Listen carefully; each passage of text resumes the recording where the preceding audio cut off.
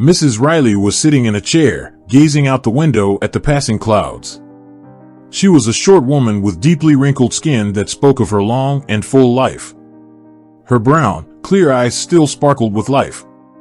Mrs. Riley's gray hair was neatly styled in curls. "Why isn't Simon calling?" she said quietly, reaching out for the phone. Her movements were slow and careful, as if she feared breaking it. It was her birthday today, but her only son hadn't rushed to congratulate her. Maybe later, Mrs. Riley sighed, accustomed to the fact that her son was too busy with his own life to pay attention to her. "Well, that's enough. I am not going to mope anymore," she exclaimed. This day was truly special. She was turning 80 years old. On such an anniversary, it was literally a crime to give in to despondency and sadness. Despite her advanced age and recent illness, Mrs. Riley got up from her chair decisively and made her way to the kitchen, holding onto the wall for support. Walking was difficult due to the stiffness in her joints, but fueled by the anticipation of the feast, Mrs. Riley briefly felt a surge of vigor and energy. She decided to cook an apple pie, which was one of her son's favorite desserts. Soon, the appetizing aromas filled the house, and then Mrs. Riley began to set the table. The beautiful tablecloth took its place, and the silverware emerged from a hidden drawer. Outside the window, the weather was gray, but the rooms of the almost empty house were filled with comfort and warmth. Most of the treats were for her son Simon, who lived not far away in the same town. However, he didn't often find the time to visit his elderly mother. Suddenly, there was the sound of the front door opening. "Hello, are you home?" "Of course, where would you go?" Simon called out and breathed in the aroma of the freshly cooked food with pleasure. Memories of his childhood in this house flooded back, making him slightly ashamed of his neglect, but only slightly. "Hello, Sonny," Mrs. Riley said as she stepped out of the kitchen into the hallway. She tossed aside the towel she was using to wipe her hands and embraced her son. He awkwardly patted her on the back and then disentangled himself from the embrace, handing his mother a bouquet of flowers. "How are you doing?" Simon muttered, taking off his jacket. "Oh, I'm getting along," his mother replied, relieved that her closest person had not forgotten about her special day after all. Mrs. Riley had so much to tell him and listened to stories about his life, but Simon hurried to the kitchen, not paying much attention to her. "That's right, you must be tired from the journey and hungry," Mrs. Riley said, unable to look at her only child objectively, and Simon grew accustomed to his mother's nurturing and pampering. She paid for his expensive education, bought him cars, and provided him with money whenever he asked. Perhaps she hoped to receive his love in return, but eventually, she raised a narcissistic and idle individual. He never accomplished anything in life, although he was already 40 years old. Simon was a real disappointment, but not to his mother. "Come in, dear, the food is hot and fresh, just the way you like it," Mrs. Riley said, following behind her son. "Oh, a whole feast," the man skeptically shook his head as he sat down at the table. He had no idea how much effort it took for the 80-year-old woman to prepare the simple appetizers. Despite everything, Mrs. Riley felt an overwhelming sense of gratitude for her son's visit.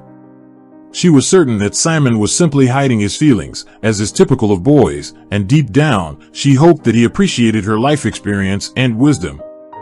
"Sonny, taste your favorite pie," she smiled, putting her arm around her long-awaited guest's shoulders. "Sure, I'll try it," Simon grumbled. Mrs. Riley ignored his displeasure and sat down on a chair next to him, mesmerized as she watched her son handle the fork. It had been a long time since she had seen someone eat her cooking with such enthusiasm. "So, is it good?" she asked. Every moment he spent with her felt precious to her. "How are you doing? Is everything all right?" she asked. Simon stood still for a moment, looking at his mother as if trying to understand why she was asking. Not seeing any ulterior motive on her loving face, he simply shrugged. "Everything's fine as usual," Simon continued chewing, although some extra money wouldn't hurt. The undercurrent of hope in her son's voice made the woman uncomfortable, especially since she had already sent him a substantial sum not long ago. Yes, indeed, some extra money wouldn't hurt me either. The entire pension is spent on maintaining the house. The mother shook her head. Money had not always been a problem. Mrs. Riley was once known as a powerful and determined woman. She excelled in her career, holding management positions in many companies in the city. Her decision-making abilities, perseverance, and sociability made her a respected woman in town. I'm amazed by your assertiveness. Not many women reach such heights, the mayor once told her at a social event. There is nothing more valuable than success, right? She replied then. But time spared no one. As the years went by, Mrs. Riley felt the need to take a break from the endless race for first place. She eventually decided to step down from leadership positions and devote herself to rest. However, by that time, her family had changed significantly. The son had long ago started living on his own, and her husband seemed to have forgotten about their shared happiness, and then he died altogether. Did you visit Dad at the cemetery? Mrs. Riley suddenly asked. Simon coughed, almost choking on another piece of pie. He grabbed the mug of juice, trying to ease the irritation in his throat. Mom, who thinks about a cemetery at a birthday party? Sorry, she sighed. The sudden loss of her husband 15 years ago was a serious blow for Mrs. Riley. She was left alone without her beloved partner. Pain and emptiness filled her heart, contributing to her withdrawal from social life. She preferred to spend her days in the solitude of her home, and only in her son's presence did she find solace and the only spark of happiness. By the way, it's good you mentioned the house, Simon said, coughing. Mrs. Riley looked at him in surprise, and only now did she notice a smug expression and a mischievous light in his eyes. She knew her son very well. Simon only acted this way when he expected to profit from something. But what kind of profit could he be talking about now? However, Mrs. Riley dismissed her suspicions, afraid of shattering the illusion of happiness that she had carefully built over the years. She simply smiled warmly, gazing happily at her son. Meanwhile, Simon rose from the table and began to inspect the kitchen meticulously.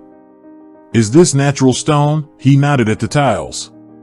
Of course, we picked out the best one with my father, nodded his mother. Good, Simon stretched out, taking a notebook out of his pocket. He walked out from behind the table, starting to walk around the room with an increasingly interested face. He examined every cabinet, scrutinized the walls, then moved quickly into the hallway, measuring doorways with a tape measure and taking measurements of the furniture and rooms.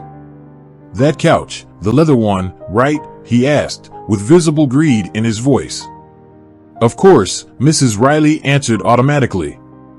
Great, how much is it? I don't remember, why are you asking? She said, but her question remained unanswered. Simon wrote down everything he discovered in his notebook.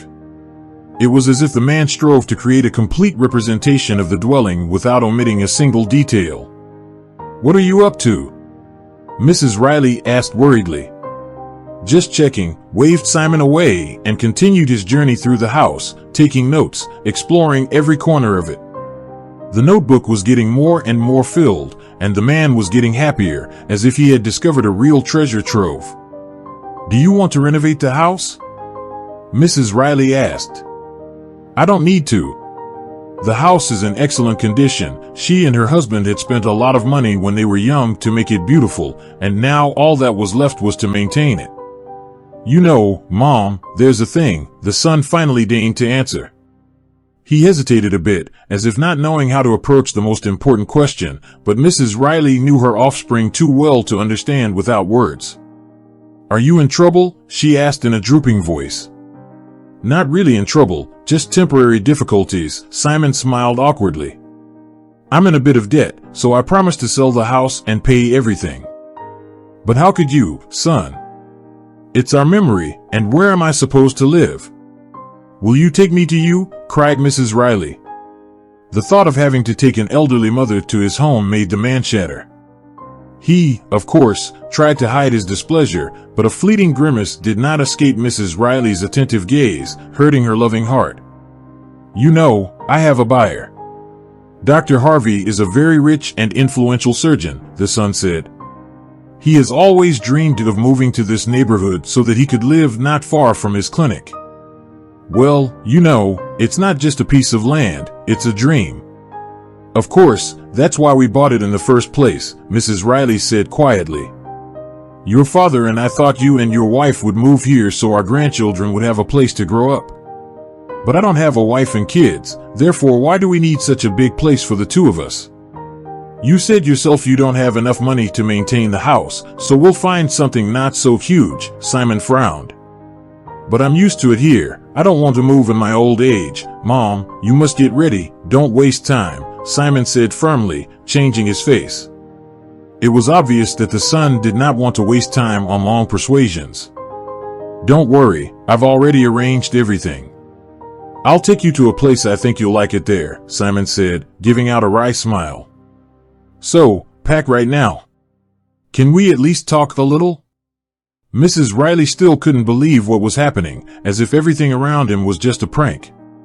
Simon looked at her, expressing with one gaze both impatience and unwillingness to deal with his old mother's whims. He simply went to the closet, took out the suitcase with which she had once traveled on business trips, and began to pack. Sonny, well, where are we going to go? It's bad weather outside, but her son paid no attention to her entreaties. If up to this point Mrs. Riley had expected a little understanding, but now she realized that Simon would not change his decision. She would have to leave home against her will and go somewhere, and judging by the things he was packing in her suitcase, she would have to leave for a long time. Don't forget the underwear, the woman said quietly. Ah, yes, we'll take everything, waved Simon away. When he finished packing, the son placed his mother in his damaged car and started the engine. He hadn't been accustomed to taking care of his things since childhood, so his car appeared quite shabby. Driving out of the gate on the crunching gravel, the driver hurriedly left the place, wanting to get his mother away as quickly as possible, as if she could resist him. Meanwhile, the poor woman didn't know what to think. This was not the kind of treatment she had expected on her anniversary. Where are we even going? She muttered, gazing at the unfamiliar scenery. Don't worry, you'll like that place, the son answered. A place? A place? I wish you would tell me its name, you'll see for yourself, muttered the son. Mrs. Riley let out a tiny sigh and closed her eyes. She didn't realize when she began to doze off, lulled to sleep by the car's vibrations. It seemed they had been driving for at least a couple of hours before she was abruptly awakened by a sudden brake. Oh, the woman exclaimed painfully, hitting her knee on the dashboard. I'm sorry, Simon replied, glancing indifferently at his mother. It seemed that his mother's condition bothered him much less than the deteriorating state of the car. Mrs. Riley looked around bewildered. The surrounding countryside was completely unfamiliar. The woman wanted to question her son, but from his expression, she realized that Simon was not wanting any conversation at all. She glanced around, but only saw an abandoned, dilapidated village lost in the middle of nowhere. Is there even phone reception here? Mrs. Riley asked, shocked. What do you need it for? You never use it anyway. What if I need to call an ambulance? As if they would come here, Simon replied half-heartedly. Oh, even the navigator doesn't work, the man muttered, poking his finger at the useless cell phone. They had to rely on withered signs to reach their destination. Well, we're home, the son exhaled with a relief. Mrs. Riley looked out of the window, completely puzzled. They stopped outside a rundown shack, just as dilapidated as the rest of the neighborhood. You need to stay here for a while until I sell the house. Then I'll find you a better place to live, the son said as he got out of the car. How can I live here? The mother shook her head in disbelief. Even in her distant childhood, the wooden house she was born in did not look so impoverished. Simon impatiently opened the passenger door, extending a hand to help her. There was no choice. Her son was determined to put her here. Mrs. Riley let out a heavy sigh and tried to get out, but a sharp pain shot through her bruised knee. She grimaced, attempting to soothe the joint while her son literally dragged her out of the car. Don't be grumpy, it's just an ordinary house. It's been vacant for a while. You'll spend here only a couple of weeks, Simon said. Mrs. Riley gasped in pain. She had no energy left to argue with her son. She obediently followed him, limping more with each step. Well, come in, Simon muttered, unlocking the creaking door. The house was filled with a stale smell, and thick clouds of dust floated in the air. In the suitcase, you'll find everything you need: clothes, medicine. I'll bring groceries later. There's actually a store nearby. You took my card and my money, Mrs. Riley whispered. Oh, right then. Wait for me when I arrive. He placed the suitcase next to her, gave her the key, and walked back to the car without turning back. Won't you stay with me for a while? His mother shouted after him. You settle in. I have things to do. I'll come for a visit on the weekend. Just wait, the son waved his hand. The engine roared, and Simon drove off, disappearing into the blue cloud emitted from the exhaust pipe. An anniversary and a housewarming, so many celebrations in one day. Mrs. Riley grinned bitterly as she surveyed her new home. Her nose tickled with dust, her knee ached, and tears welled up in her eyes. In the morning, she could have not imagined that her beloved son's visit would turn out like this, but now, grasping the handle of the suitcase, Mrs. Riley carefully stood up and slowly made her way to the nearest room. She didn't want to sit in the hallway until the weekend. The necessary documents for the sale of her house were quickly processed. Her son took care of all the hassle of selling the house to spare his beloved mother any unnecessary trouble. She only had to adjust to life in a new place, which was not as easy as expected. Mrs. Riley couldn't sleep on the first night. The mattress on the creaky old bed was as hard as a rock. Old age was already hard enough to bear, and here was not even a hint of the comfort a pensioner needed. Could he really do this to his own mother? Mrs. Riley thought, tossing and turning. Later on, she learned from her neighbors that Simon had bought this dilapidated house from some swindler for a mere penny. Meanwhile, time went on. Simon, as promised, showed up on weekends with a few bags of cheap groceries, but never stayed for a visit. Sorry, I can't stay. I have a lot to do, he quickly said, already heading towards the exit. Well, at least have some tea, his mother said pitifully. No time. I'll come back later, he waved her off. Several more weeks passed. During this time, her son didn't visit once, only sending her some money. Mrs. Riley gradually began to get used to her unfortunate situation, although her aching legs continued to bother her. The pain-relieving ointment she had brought from home was running out, and she didn't even know where her nearest center of civilization was. Tea is running out too, Mrs. Riley sighed. This meant that she would have to make a trip to the store, which wasn't very far away, but with her sore leg and limp, the walk could take the entire day. Suddenly, a strange noise came from the front door. The locked lock clicked as if a key had been turned. The rusty hinges creaked. Mrs. Riley froze on her stool, listening intently to what was happening. Thieves?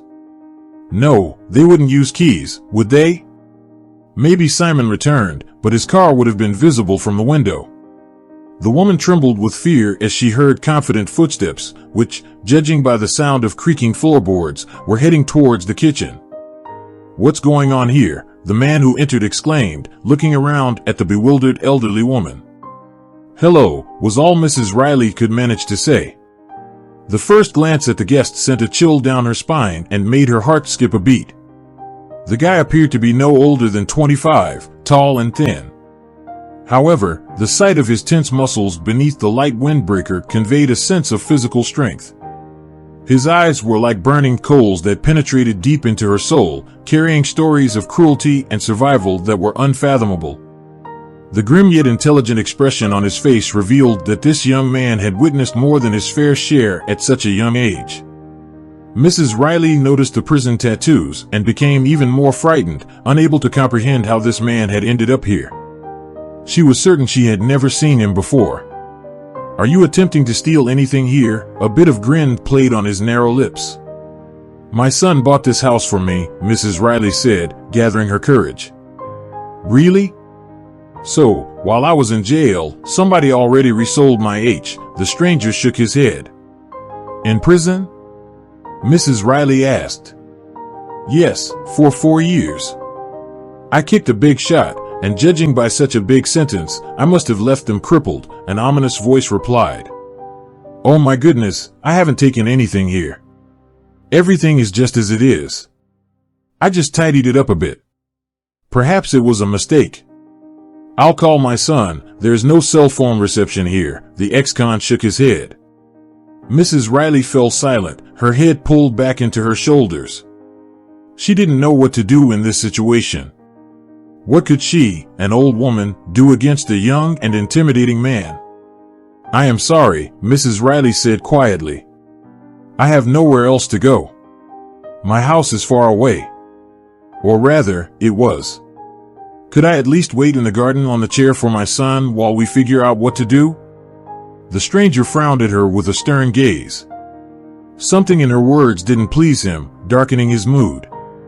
Mrs. Riley was filled with fear, expecting the stranger to strike her on the head and be done with it. She even closed her eyes. But instead, she heard the man quietly sit down beside her. Don't be afraid. What kind of beast do you think I am to throw you out on the street? A soft voice came. My name is Brian. Don't assume that just because I've been in prison, I'm necessarily a murderer. Mrs. Riley opened her eyes uncertainly, looking at her interlocutor. The guy tried to smile soothingly, raising his open palms. His face was actually pleasant, even handsome. Somehow he seemed accustomed to frowning most of the time and had rarely radiated friendliness lately. Would you like some tea, then? Mrs. Riley asked cautiously. That would be great, he nodded. Unfortunately, I don't have much tea left. That's all right. I drove through town and bought some supplies. Brian gestured towards the backpack lying in the hallway. Mrs. Riley wanted to start cooking, but the guest, observing her difficulty in moving, brought and didn't allow her to fuss. He took matters into his own hands, putting an old kettle on the stove and preparing a simple dinner. It turned out that he was the previous owner of the house before he went to jail, and I ended up here accidentally, the guy said as he sliced sausage. Can you imagine? I stood up for a girl. I was walking down the street in the evening, and I saw 2 people harassing her, dragging her into their car. I stood up for the girl and beat them up. Who knew that among the children of rich parents, there could be rapists? What a horror. Mrs. Riley shook her head sincerely. So you served time for something you didn't do. So many years of torment. And what about the girl? Didn't she testify in court? She disappeared somewhere. She must have run away out of fear. Well, the main thing is that she wasn't harmed. I hope so. My fiancée, with whom I lived, only visited me twice. She slipped me a piece of paper to sign. Now I understand. She sold the house after that. She changed her address. In fact, I went to town to see her, not just for groceries. So it's all illegal then? Mrs. Riley exclaimed, throwing up her hands. Of course it is. But if the case goes to court, they will believe her, not the ex-con. I've served 4 years, and there's no way to remove such a stigma, he replied. I'm sure there's some help available. You're a wonderful woman, Mrs. Riley. At your age, you still believe in fairy tales, he smiled. The evening crept up unnoticed. They finished dinner and then settled themselves comfortably in the living room.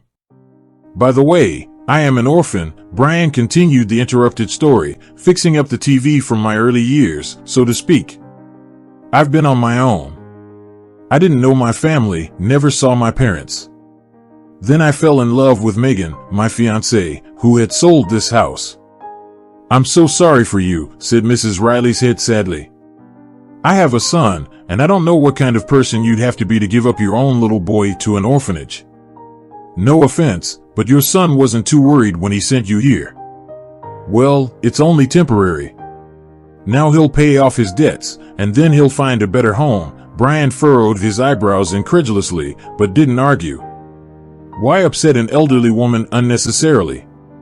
It was clear to him that the good-for-nothing son would leave his mother to live out her life in a shanty village, forgotten by everyone. Well, all right, if that's the case. But honestly, if I had at least one soulmate, I wouldn't abandon her and refuse to help her. You'll see, he won't leave me either, Mrs. Riley sighed bitterly. The old TV showed streaks of color, and a muffled sound came from the hoarse speakers. Brian hummed contentedly, carefully putting the TV back. Well, it's possible to live. Things will get better, little by little, he smiled. Frankly speaking, I don't know when Simon will come.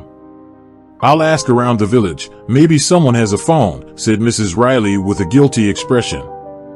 Don't worry, stay as long as you need, there's plenty of room. I'll sleep on the sofa, you sleep in the bedroom. So they started to live together, the abandoned mother and the former convict. From the outside, one could think that the grandson came to visit his grandmother. The guy turned out to be handy and industrious, and he quickly cleaned up the yard that had been left unattended for 4 years. Brian got a job as a loader and slowly began to make repairs in the house. Does it hurt much? He asked once again when he saw Mrs. Riley rubbing her knee. A little. If it weren't for you, it would have gotten worse, the woman replied. We'll go to the doctor again tomorrow, Brian intervened. Come on, I don't want to bother you, Mrs. Riley replied. It's decided. I'll order a cab, and we won't have to push ourselves on the bus. Don't argue, you won't change my mind. And if I need to, the guy said with a sinister face, I'll drag you to the general practitioner by your hand. Mrs. Riley only smiled embarrassedly at the joke, thinking how lucky she was to have met him. He was always helping and caring, never once approaching her for invading his home. And everything would be all right. But the woman's health was getting worse every day. It was no longer just her knees, apparently, the stress of the last few months had shaken the body. Well, Mrs. Riley, I have nothing to please you, said her doctor. You know you can't improve anything at your age.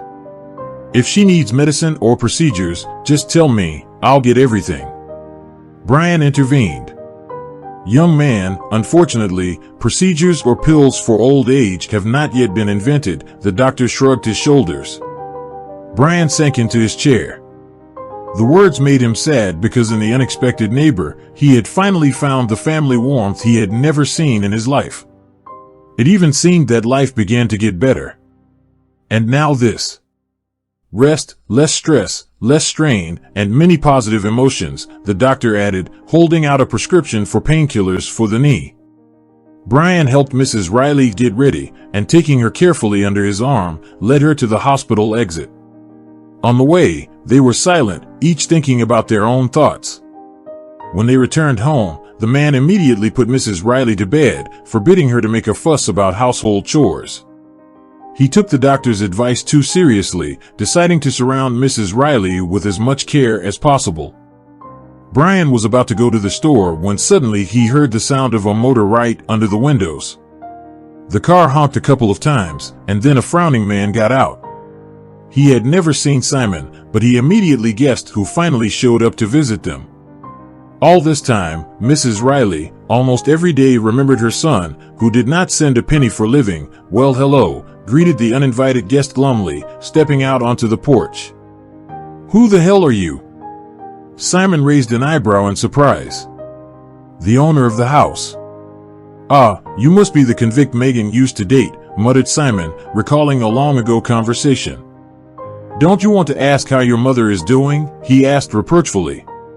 None of your business. Simon wanted to go into the house, but Brian pushed him, causing him to almost assault down the high steps. Are you crazy? Do you want to go to prison again? I'll call the police right away. Are you going to write a letter? The phones don't work here. If I have to, I will. Why don't you tell them about the real estate scam and about how you cheated the elderly mother without any remorse? Brian said threateningly. As if they care about old women. Simon frowned. He tried once more to go inside, but Brian pushed him away again, this time harder. Simon stumbled, struggling to keep his balance, grabbing the nearest post with his hand. Hearing the noise, Mrs. Riley went to the window and almost cried at her son's harsh words. Simon, don't quarrel, she shouted, swinging open the glass casement. "Well, hello, Mom," immediately echoed the cowardly son. "Tell that to your watchman." "Better, are you here to pick me up?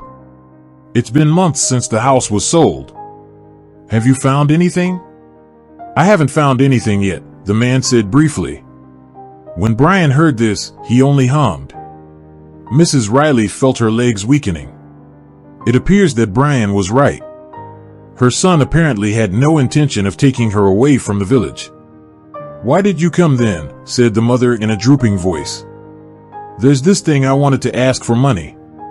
"Well, a loan, of course. Work isn't going well until next month, and then everything will be back to normal," Simon said. "You took my card with my pension, and you've taken all my savings." "What more do you want?" said Mrs. Riley, almost crying. "Maybe you've got some more money stashed away," Brian gasped at this insolence. The ex-convict had seen many scoundrels behind bars, but he had never counted such a scum as Simon, so he had no further intention to talk to him anymore. Brian moved menacingly toward him, lifted him by the collar, and threw him forcefully toward the gate. "I'll sue you," shouted Simon, picking himself up from the ground. "Go ahead if your conscience allows it." Boiling with anger, Brian stepped towards the insolent man again, but Simon realized that he couldn't match the young man's strength, so he immediately ran to the car. The engine roared angrily, the exhaust pipe sneezed blue smoke, and Simon drove away. "I don't even want your spirit here anymore," shouted the furious Brian after him. Then he rushed into the house to check on Mrs. Riley's well-being. He was afraid that the son's behavior would have an irreparable impact on his mother. But he found Mrs. Riley sitting on a stool. She looked sadly into the distance, holding back the tears that had accumulated in the corners of her eyes. "I'm sorry, but sometimes I can't help myself. It's just like that time when those two tried to offend the girl. It's okay, it's okay. You know, it's like my eyes have finally been opened to him. How did a funny little boy grow up to be like that?" "I don't know, Mrs. Riley. I guess you went wrong somewhere in your upbringing," the man shrugged. It might have been rude to say so, but he couldn't hide his attitude towards her son. "Well, there was no upbringing at all. Sometimes I worked to provide the best things for him, and I thought it would be enough, but I was wrong. And now I'm just dealing with it. Don't be sad, everything will work out," he responded. "You're a good man, though you've never seen affection in your life. You've been wronged by fate, but you grew up right. I was to meet you in my old age. Please help me to my bed, or I'm getting a little uncomfortable." Brian immediately gave the older woman his hand. Mrs. Riley made herself comfortable and dozed off while Brian went to the store intending to cook something tasty for dinner to cheer her up. Several days had passed since Simon's arrival. Mrs. Riley had not been able to get out of bed, spending more and more time sleeping. The pills helped to relieve the pain in her knee, but her body was increasingly demanding rest. The worst was that Brian could not influence the situation, so he tried at least not to disturb the woman, providing the opportunity to spend the last days in peace and comfort. "Brian, come to me, please," suddenly said Mrs. Riley in a weak voice when he once again passed the bedroom. "What's wrong?" he asked worriedly. "Nothing," smiled Mrs. Riley weakly. "I have one request. There is a little thing that is critical to me. There's a shed in my former house at the very edge of the plot. I made a hiding place there, as my heart felt it would come in handy. Simon sold the house, but I'm sure he didn't look in the shed." A single tear rolled down, making Mrs. Riley embarrassed by her own sentimentality. She wiped herself with her handkerchief, calmed down a little, and continued, "There's a little box lying there under the floorboard. Would you bring it to me? I'll be grateful for it forever." "Mrs. Riley, don't worry, I'll deliver it in the best way," Brian promised, taking her hand. "I'll go right now. Just tell me the address and the exact place where the box is." Not half an hour later, the young man was on the bus. The road took several hours because Simon took his elderly mother too far from the city. When he walked through the neighborhood, his eyebrows rose at the sight of rich mansions. The young man had suspected before that Mrs. Riley was a wealthy woman before, but only now did he truly realize how much. And he's got a nerve coming to her to demand more money. 1/10 of what he'd get for selling a house like that should last him several years, thought the ex-con. The shed was indeed in the place where Mrs. Riley had pointed out. It was a ramshackle structure on the boundary line between the plots. It had not been torn down because no one needed it, and it did not attract anyone's attention because it was hidden in the bushes. Brian cautiously looked around to see if anyone was watching. There were no passers-by around. There might not have been a better moment. The shed was unlocked, and he carefully slipped inside. The box was hidden at the very back of the building under an inconspicuous doormat. "Wow, a hiding place indeed," he whispered, scrutinizing the box nestled in the recess. "Mrs. Riley is an ingenious woman. Why not rent a safe deposit box in a bank?" The carved box was locked and quite heavy. He wondered what could be hiding in such a strange stash. He had originally assumed that the elderly woman kept letters or photos there, but judging by the weight, it was not paper. Brian took the box under his arm and was about to leave when suddenly he heard a persistent cough. "I thought I was imagining things," said the man standing nearby the shed. A middle-aged man with a neat haircut and thin-rimmed glasses observed Brian with deep scrutinizing eyes, as if deciding what to do with him next. "Don't think I'm a thief," Brian said immediately, realizing how suspicious he must have seemed. "Well, what would you call it, then?" nodded the man, indicating the box in the ex-con's hands. "Let me explain. I was sent by the former owner of the house, Mrs. Riley. She had something important here she couldn't take it before she moved, so she asked me to bring it to her." "That doesn't sound convincing so far. The man who sold me the house claimed that his mother had passed away long ago." "That's not true. Simon, Mrs. Riley's son, moved her to a remote village. He sold the house to pay off his debts. Now she lives with me, but she's ill and old. I'm afraid this might be her last request." Dr. Harvey, the surgeon, looked doubtfully at the young man, contemplating whether to make the call or not to the police. Perhaps calling the on-duty squad should have been his first action, but Dr. Harvey was very curious about what the thief had been seeking behind in the old unneeded shed. "Believe me, the last thing I want right now is trouble with the police. I wouldn't risk my freedom just to steal some obscure box," shook his head. "I could have just brought Mrs. Riley here, but she's been feeling too ill lately.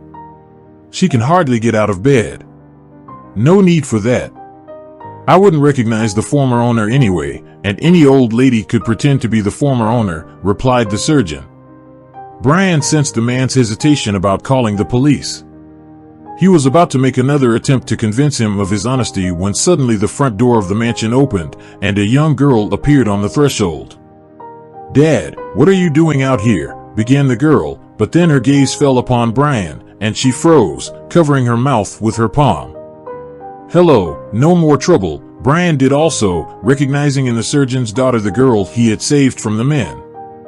"Dad, it's him," muttered Anna, her eyes welled up with tears as the events of that terrible evening flashed through her memory, causing her fragile shoulders to tremble once again. "What are you talking about, sweetheart?" The girl rushed down the steps, heading confidently towards them. She was dressed in house slippers, a t-shirt, and light shorts, brushing away the tears streaming down her cheeks. "My savior," she said, running up to Brian and embracing him. "I'm sorry I disappeared the other day. I didn't even get the chance to thank you. It was just so scary that I don't even remember how I made it home." "It's all right. The main thing is that you were safe," smiled the young man, gently hugging her back. "And so," Dr. Harvey raised an eyebrow, "if I understand correctly?" "Yeah, Dad, he's the one who saved me from those ruffians in the back alley. Who knows what would have happened if he hadn't shown up. By the way, what's your name?" Brian, the young man, introduced himself. "Thank you.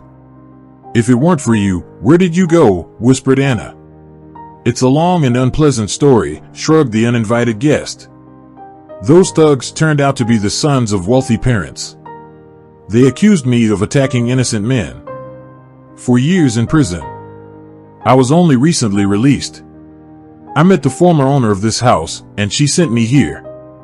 "I'm so sorry," said the girl with a trembling voice. It turns out I owe you one, her father said. I didn't even know how badly you were hurt after saving Anna. Honestly, if I had known, I would have definitely gotten you out. Let's go inside, it's getting cold. At least we'll give the hero some tea, said the girl, taking Brian's hand. I'd like to go home. Mrs. Riley is all alone there, Brian said, overwhelmed by the attention. I'll drive you home later, don't worry. We must at least somehow thank you for everything. Dr. Harvey supported his daughter's initiative. They dragged the young man into the house, almost forcing him to join the dinner. Brian was a little shy, but he agreed to respect the hosts. He told of his misadventures, omitting the most unflattering moments so as not to frighten the excited Anna. What a horror, whispered Anna after listening to the whole story. It happens sometimes, even the closest people give you up, and sometimes complete strangers are willing to sacrifice their lives, nodded Dr. Harvey, looking at Brian. What happened should not go unpunished. I will deal with Simon, there is a remedy for the likes of him, Dr. Harvey said. I wish you would, said Brian, glancing at his watch. I'm sorry, I was very glad to meet you, and if you like, I'll drop in again sometime. But Mrs. R is all alone there now. I'm afraid to leave her for so long. Of course, as promised, I'll give you a ride home, Dr. Harvey said, rising from the table. Goodbye, my savior, said Anna, hugging the guy. Goodbye, here's my phone number. Don't go missing again, I won't, Brian promised, smiling. The men left the house, got into a fancy car, and set off. Understanding the impatience and anxiety of the guy, Dr. Harvey tried to drive at the limit of permitted speeds. Here is my house, Brian rejoiced when he saw a familiar hut with a faint light burning in the window. Apparently, Mrs. Riley was waiting for his return, having switched on a small bedside lamp. Would you like to meet her? Brian asked. Sure, I'll check her KN as a doctor as well, the man said. They got out of the car and went inside the house. The guest pensively looked at the poor decoration of the house, thinking about something of his own. Brian immediately hurried to the bedroom. I think she's fallen asleep, he whispered, looking at Mrs. Riley, who had covered her eyes. The elderly woman was still in bed, half lying and half sitting on the pillows. In the fingers of her right hand, she was clutching a pen. Brian, trying not to make any noise, put the box he had taken from the stash on the bedside table and wanted to turn off the light. Wait, said the surgeon quietly. He approached Mrs. Riley, leaned over her face, and then pressed his fingers to a point on her neck. What are you doing? Brian asked. We've been late, she's gone, said the guest, shaking his head. What do you mean? Dazedly interrogated the young man, unwilling to accept the sad reality. No pulse, no breathing either. She didn't seem to be in agony. It's just time, the guest said, shaking his head. How could it be? Brian said bitterly, settling down on a stool. He had been preparing for this day for a long, long time, but now that sadness had come into the house, he was completely confused. Look, I think this letter is for you. Dr. Harvey stayed close by, realizing that the man needed support and distraction from his gloomy thoughts more than ever. What? Brian said, incomprehensibly. A letter for you. The surgeon held out a yellowish sheet that lay on the nightstand under the lamp. With trembling hands, Brian accepted the note. Dear Brian, I want to write you this letter to convey my deep sincere feelings of love and gratitude. Every day spent with you was a true treasure that warmed my heart. Until the end, words cannot express how proud and happy I am to have met such a wonderful person. I want to thank you for brightening my passing life with your presence and bringing so much joy and warmth to my aging heart. You were there for me when I needed support, helping me through a scary time, and I hope that I was able to show you even just for a little while what a family is. I want you to know that no matter where I am, my love will always be there for you. Never forget that you are a special and unique person capable of bringing so much goodness. Don't let the weight of the past cloud your present, and please smile more often. I leave you my humble inheritance. The key to the box is on the table next to this letter. Open it and dispose of its contents as you see fit. With love and affection, you are named Granny. The last lines echoed in Brian's mind. He couldn't hold back his tears and turned away, facing the wall. Dr. Harvey remained silent but stayed close, gently placing his hand on Brian's shoulder. He involuntarily became a participant in this very private moment, glad that he could support the young man during such a vulnerable time. They sat like that until Brian silently picked up a small key and inserted it into the keyhole of the box. Tears streamed down his cheeks, but he managed to keep himself from bursting into sobs. The lock clicked softly, and the carved lid folded open, revealing, despite his condition, Brian couldn't immediately mentally believe his eyes. Inside the box, there was a collection of gold, silver, and precious stone jewelry. What he saw made him dizzy. Why did she leave them to me? How could I accept such a thing?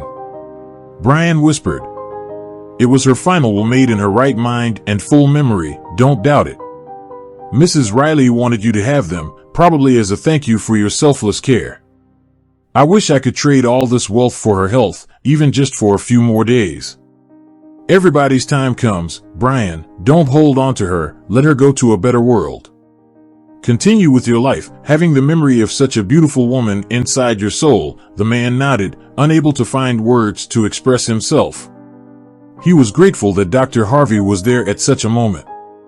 I think Mrs. Riley had been collecting these treasures her whole life, but she didn't trust her irresponsible son with them. You can handle them with dignity, don't be afraid, it's a heartfelt gift. It would bring her joy to see them bring happiness to someone in need. Brian organized a lavish funeral ceremony, inviting neighbors and the few relatives he could find through Dr. Harvey's connections. The only person they didn't contact was Simon. Brian couldn't forgive him for his behavior after the funeral. All he cared about was the lost inheritance. He even tried to sue, but Dr. Harvey stood up for him and put Simon in his place. Now Simon was left biting his elbows and harboring resentment towards everyone around him. 2 years had passed. Brian visited the cemetery once a month to pay his respects and share updates on his life with Mrs. Riley. I've started my own business, and your inheritance wasn't spent on entertainment, Brian finished his story, touching the cold stone of the gravestone. I earn good money, and I'm a respectable groom, so to speak. Well, how are you, dear? Anna quietly approached. Don't be sad, Mrs. Riley will always be in your heart. 2 years ago, upon learning of Brian's loss, Anna immediately decided to support him and help him through his grief. The young people became close during this time. They often talked, called each other, and then they did not notice how they began to date. Brian's life really changed for the better, and he was sincerely grateful to the kind-hearted Mrs. Riley, thanks to whom all of this was possible. Thank you for joining us today on Deep Stories. Be sure to like and subscribe and hit that notification bell so you don't miss out on our next video.